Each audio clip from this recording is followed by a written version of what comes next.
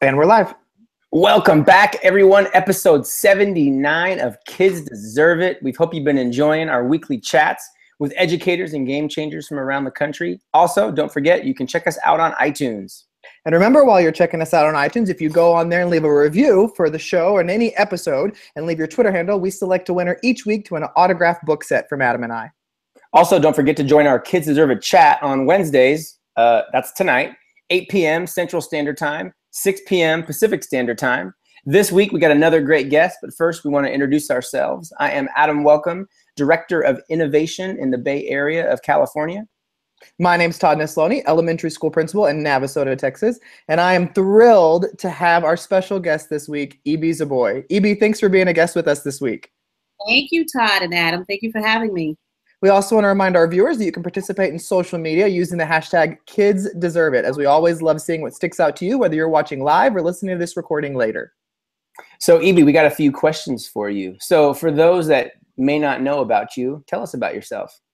So, my name is Ibi Zoboi. I am Haitian American. I was born in Haiti, and I came to the U.S. when I was 4 years old. I moved to a neighborhood called Bushwick in Brooklyn, New York. And then moved to Queens, and I'm a native New Yorker in that sense. I've been writing for 20 years. I got my start in journalism. I love investigative reporting. Then I became a slam poet. Then my poems started to get longer. They became short stories. My short stories became novels. I also was into professional storytelling as well. I'm really into mythology and folklore. I love science fiction and fantasy. I love magical realism, and all of those elements make it into my books. I'm also a mom of 3, ages 10, 12, and 14, and my husband is a 20-year veteran high school and middle school art teacher. Nice. Love it. Well, Ibi, you wrote a book called American Street, which I read recently, and I loved it. I love the characters. I love their interaction, the story that you told with them. Can you tell our listeners just a little bit about that story and how it came to be?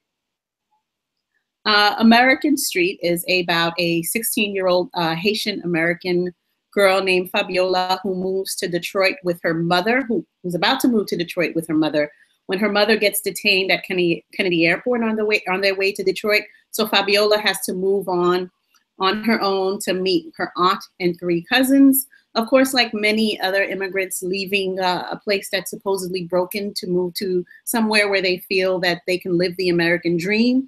Fabiola thinks she's going to have the life of free education, getting a good job, sending money back to relatives at home. But when she gets to the west side of Detroit, she finds out that the American dream is not what it's supposed to be. Her 3 cousins don't make right choices because of their environment. But I wanted to explore what it means to come from one broken place, supposedly broken place. Haiti is usually described as one of the poorest or the poorest country. Moving from that place to probably one of the poorest cities in the country. And I don't really like to use the word poor. I like to use disenfranchised, marginalized, much like Haiti is disenfranchised and marginalized. So Haiti and Detroit have a similar history in that they were both thriving places. Haiti was once the jewel of the Antilles, the automobile manufacturing center of capital of the country. So what happens when these places become broken through lack of employment, lack of opportunities for people who live there, and just this idea of moving to that place and still trying to hold on to the American dream, but the American dream has failed so many people there. And it's basically the story of a teen girl trying to navigate that space and her cousins as teen girls trying to navigate that space as well. Nice. Mm-hmm. So you also have 2 new books coming out, Pride and My Life as an Ice Cream Sandwich. Can you give us like a little bit of preview about that? Is it okay to talk about them pre-release? They're not quite new yet. They're still in development. Okay. I think I submitted kind of the sort of a final draft to Pride this morning. Ice Cream Sandwich is in revision. So they'll be out, Pride will be out fall 2018, and My Life as an Ice Cream Sandwich will be out in 2019. So Pride is a sort of a retelling of a Western classic, Pride and Prejudice, set against a backdrop of a gentrifying neighborhood in Brooklyn, which is Bushwick. That's the neighborhood I first moved to when I came here. Bushwick is not the same. It's undergoing lots of changes. So I wanted to set a love story, a sweet and political love story in that neighborhood. My Life as an Ice Cream Sandwich features a 12-year-old quirky sci-fi nerd who just moved to 1984 Harlem, kind of at the height of the fledgling hip hop movement. So she's coming into conflict with the girls and boys in her neighborhood who love hip hop, who love just being kind of like badass kids, but all she wants to do is go to outer space and be the first kid in outer space since Ronald Reagan just announced the Teacher in Space program. I love those. So thinking about your writing process, what does that kind of process look for you? How do you go from the start of this idea to a full-fledged novel? It's kind of messy. As I said it before, I have 3 kids. I'm a very busy mom with kids with active schedules. So I try to have a writing schedule which starts at 5 o'clock in the morning. When I wake up very fresh and I have the ideas of the novel in my head and I want to jump right into it.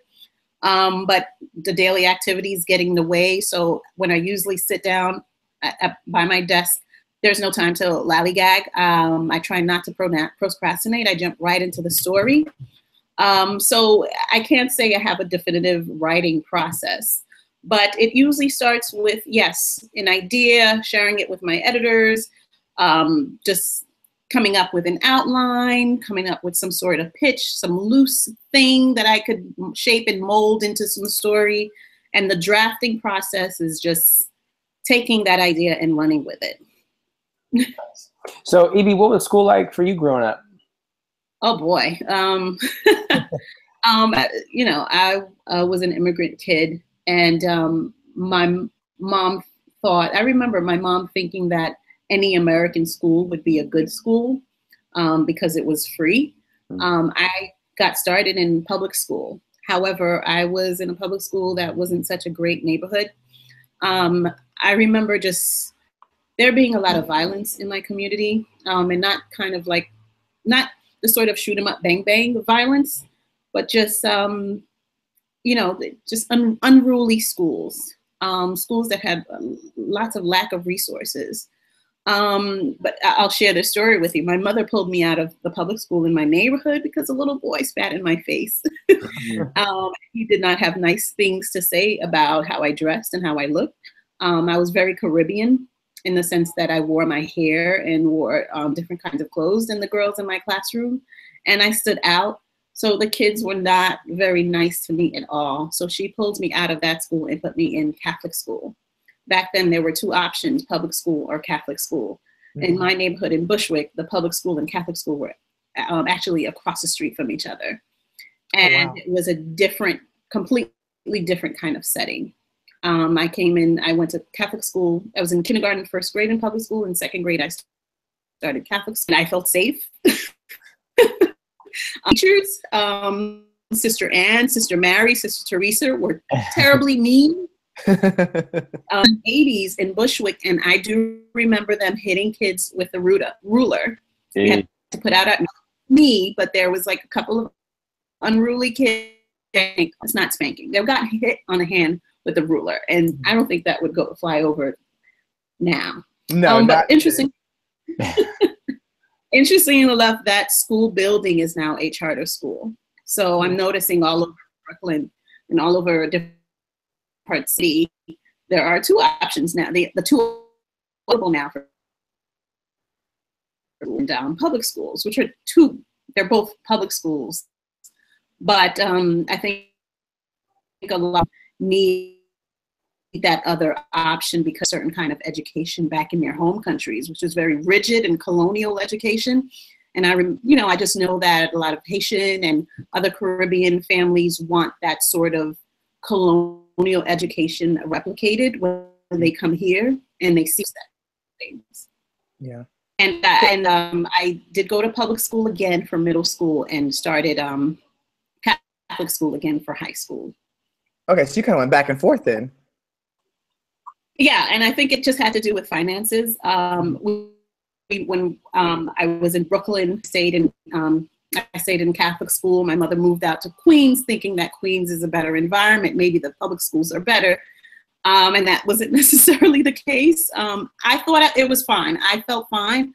But as I said before, there's a sort of certain rigidity that my parents were looking for that they didn't think the public schools provided. So when she sent me off to Catholic school for high school, some of the same things were happening. It's not to say that the behavior was any better. It's just that this idea of having nuns and brothers, or it's a sort of like religious, she thought it was a safer environment at all. Right.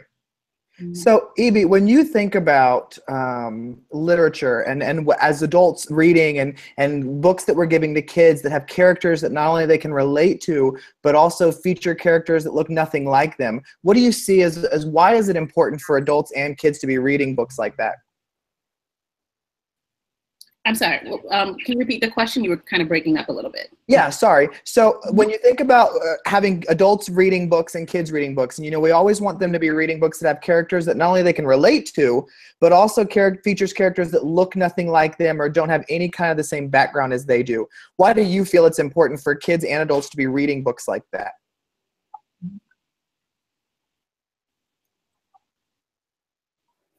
Did we lose her? I can't hear her. I can hear you, but not her. You there, Ibi? Oh, she's back. Are you there, Ibi? I saw her move just a little bit. We'll give her a couple more seconds and see if she comes on back in with us. All right. Okay, you there, Ibi? I heard you. Can you hear me now? Yep. Yes, there we go. Did you hear my question? Why do I think that? I think what you're asking is something that Rudine Sims Bishop, an educator, calls mirrors and windows for yes. themselves and for kids and adults to see into the lives of other kids from other backgrounds. Absolutely, that is important. That is how, that's what makes the world go round, obviously. I think it's so important because it builds empathy. And I think there is a fine line between pity and empathy. And what determines that is how we talk about these books with with the readers, with young readers, to know that, a story like American Street is not meant to invoke pity. I wouldn't want anyone to feel sorry for my characters or to feel sad for them. What I'm doing is documenting what can happen, what has happened in many American cities and small towns. We know that violence exists in the lives of young people at any age, and this is something for them and others to kind of have an idea of what it may be like to be in the shoes of people who experience having to make tough choices because of their environments, or people who experience a certain kind of violence. To know this is their life, and this is how they may have handled it. This is why they make certain choices, and it's not because that they are intrinsically bad people. There's a number of factors that contribute to those sorts of actions. So in that sense, when you're looking into the lives of people with experiences different from themselves, I would want readers, young and old, to understand the full range of the human experience, especially in our country, to know that we are not, islands unto ourselves in our wherever we live, whether it's a city or as a suburb, to know that right outside our suburb or city, this thing is taking place. They're coming across students, children who have had certain kinds of trauma, and this is what has contributed to it. I think that's the purpose of a story like mine. Well, Ibi, I think you made a great point too, because I read a book called The Hate U Give, and then I read yours, American Street, and I think that book and your book do such a good job, just like you were saying, about showing that you know, we are a product of the experiences that we go through in our lives. And you don't always know everything that led up to that person's life to make them act the way they are today. And there's a character in your story that you find something out about them at the very end that changes your whole perspective of them and why they were the way they are. And then it kind of, it gives you this sense of, well, you know, that person isn't a bad person. That they're not just this terrible human being. These things happened that led to this point with them. And I think that's a powerful statement. Right. I don't believe, especially when I'm writing about children, I don't believe they're intrinsically bad. I don't think that's possible. As a parent, you know, just seeing a precious baby, I think we've all seen babies and held babies, and to know that, okay, you're not, you know, coming into this world thinking I'm going to wreak havoc, you know, and do all these terrible things. There's things, you know, there are things that happen to the child. There's things in their environment. So many things contribute to making a human being and have, you know, them making their choices. And sometimes it's not familial. It's not even community. It can be historical as well. Trauma, I really believe trauma can live in the bones somehow. You know, it's hard to, you know, erase it or grow out of that. And, you know, it helps understand the human experience and the range of human emotions and actions. All right, Evie. Every week, we'd like our guests to leave a challenge for our viewers. What is your challenge for the week? I think my challenge is to, and this just reminds me of what my husband does in his classrooms, what I sometimes did as a classroom teacher, is to ask a child to look into their eyes and really ask them, how was their day? Genuinely ask them, how are you? How are you feeling? How was your day? And to wait for a response. And even if you say, even if they say fine and okay, you know, you can take that, or just not push, but you let them know that you're genuinely interested in their well-being by asking that question. I think that is a wonderful challenge. Well, E.B., thank you so much for being a guest with us. I read your book, fell in love with it. And when I reached out to you and you said yes, I was like, oh my gosh, I'm so excited. So it was thrilling just to get to hear your perspective today. So thank you so much. Thank you, Todd and Adam. You guys are doing great work. Thank you so much. Thank you. And we want to thank our viewers for watching the show. Remember, you can tweet us using the hashtag KidsDeserveIt. We also encourage you to remember to check out our iTunes, leave a review for a free book set, and make sure you include your Twitter handle so we know how to get a hold of you. Check out our Twitter chats on Wednesday, and make sure you check out our next guest, who is Mitchell Meehan. See y'all next week.